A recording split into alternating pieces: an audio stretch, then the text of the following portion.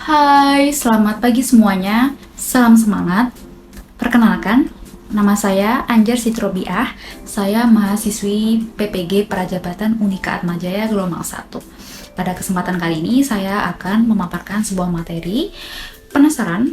Oke, so let's check it out. Teknologi baru dalam pengajaran dan pembelajaran.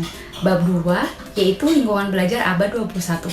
Lingkungan belajar abad 21 adalah suatu lingkungan belajar yang dirancang untuk memenuhi kebutuhan peserta didik pada era digital dan teknologi seperti saat ini. Lingkungan belajar abad 21 adalah lingkungan belajar yang berfokus pada pengembangan kompetensi 21st century skills atau keterampilan abad 21. Nah, apa itu?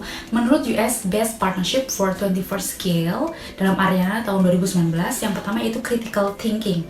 Peserta didik tidak hanya sebatas memahami konsep atau menghafal sebanyak mungkin topik-topik pembelajaran dan rumus-rumus, tetapi peserta didik dilatih bagaimana untuk dapat berpikir kritis atau berpikir tingkat tinggi, yaitu higher order thinking skill. Yang kedua, creativity. Peserta didik yang ingin bertahan pada lingkungan abad 21 perlu kreatif karena semakin pesat kemajuan teknologi, semakin ketat juga persaingan tidak hanya dari tingkat regional atau nasional di Indonesia, melainkan juga tingkat internasional.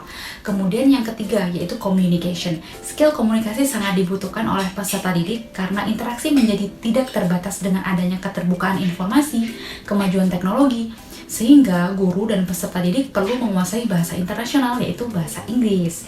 Yang keempat, collaboration. Tidak hanya critical thinking, creativity, dan juga communication skill, namun kemampuan kolaborasi juga sangat dibutuhkan karena dengan berkolaborasi kita banyak mendapatkan manfaat dan pengalaman dari sebuah tugas atau tujuan yang ingin dicapai.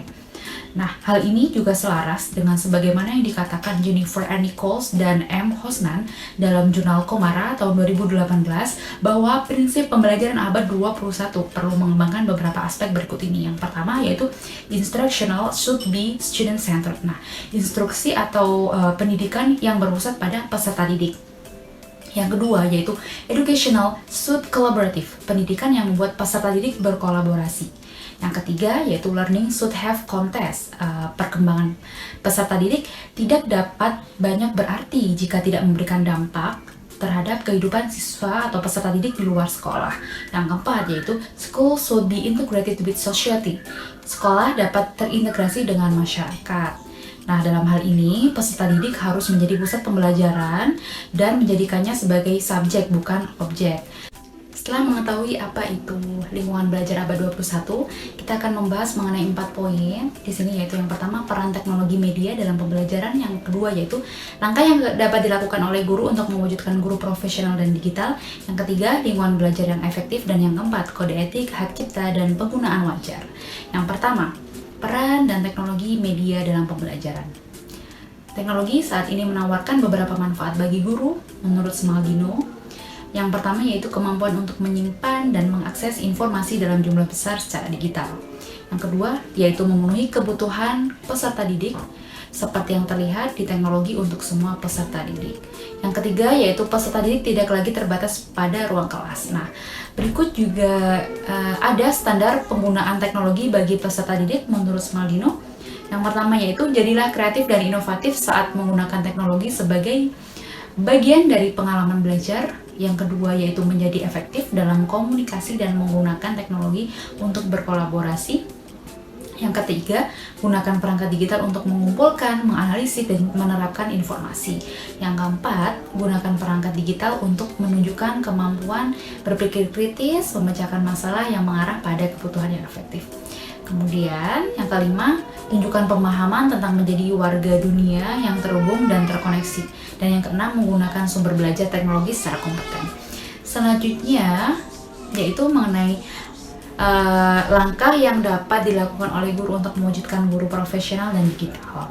Nah, yang pertama yaitu guru harus terampil dalam membuat media pembelajaran interaktif yang menarik dan kreatif dan inovatif. Yang kedua yaitu mampu meningkatkan interaksi antara peserta didik dan guru di kelas guna menghasilkan hasil pembelajaran yang lebih baik. Kemudian guru dapat memanfaatkan perangkat seluler untuk menghemat waktu guru, menyediakan pengaturan waktu dan penilaian otomatis hasil belajar peserta didik. Kemudian, kelompok pendidik dengan tujuan bersama dari seluruh bangsa dan seluruh dunia berbagi ide dan sumber belajar. Interaksi berbasis internet ini memungkinkan guru untuk berkolaborasi dan bertukar ide serta materi. Kemudian, guru dapat mengasah skill digital dan mampu memanfaatkan media sosial sebagai sarana edukasi yang menarik. Kemudian, guru dituntut untuk mampu berbahasa asing agar dapat beradaptasi dengan perkembangan global dalam konteks pendidikan. Nah, yang ketiga yaitu lingkungan belajar yang efektif, seperti kontinum pembelajaran. Nah, di sini sebagai contohnya yaitu tradisional ke digital, misalnya situs web kelas yang menyediakan akses ke kalender pekerjaan rumah, rincian tugas, sumber belajar online, dan seringkali menawarkan akses ke orang tua untuk laporan tentang kemajuan peserta didik. Kemudian ada pusat sumber belajar sekolah, banyak perpustakaan sekolah yang digabungkan menjadi yang sekarang disebut pusat media dan perpustakaan, atau ada juga yang menyebut dengan e-library. Pusat sumber belajar menawarkan sumber bacaan perpustakaan tradisional. Kemudian poin yang keempat yaitu kode etik, hak cipta, dan penggunaan wajar. Kode etik merupakan pola aturan atau tata cara sebagai pedoman berperilaku. Pengertian kode etik yang lainnya yaitu merupakan suatu bentuk aturan yang tertulis yang secara sistematik dengan sengaja dibuat berdasarkan prinsip-prinsip moral yang ada dan ketika dibutuhkan dapat difungsikan sebagai alat untuk menghakimi berbagai macam tindakan yang secara umum dinilai menyimpang dari kode etik tersebut. Kemudian hak cipta. Hak cipta mengacu pada hak hukum atas suatu karya asli.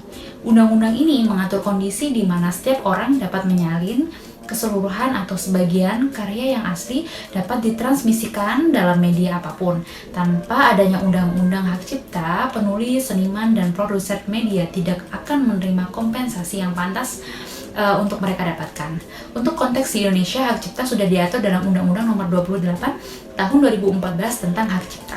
Kemudian penggunaan wajar, penggunaan teknologi dan informasi sesuai dengan fungsinya yang dapat dilakukan oleh guru dan peserta didik. Nah, jadi kesimpulannya itu lingkungan belajar abad 21 memiliki ciri spesifik berupa pembelajaran yang selalu mengalami perubahan mengikuti perkembangan zaman dan teknologi. Teknologi dan media pembelajaran sangat berpengaruh pada proses pembelajaran. Namun, pemanfaatan teknologi juga harus disesuaikan dengan kondisi sekolah dan kebutuhan peserta didik.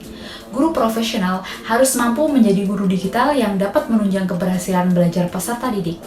Di era digital yang berkembang pesat, penggunaan digital harus memperhatikan kode etik dan hak cipta dari sebuah karya, khususnya karya yang berhubungan dengan pembelajaran. Baiklah, demikian materi yang dapat saya sampaikan. Semoga mudah dipahami dan dapat bermanfaat. Terima kasih banyak atas waktunya. Sampai jumpa di lain waktu. See you again. Thank you so much.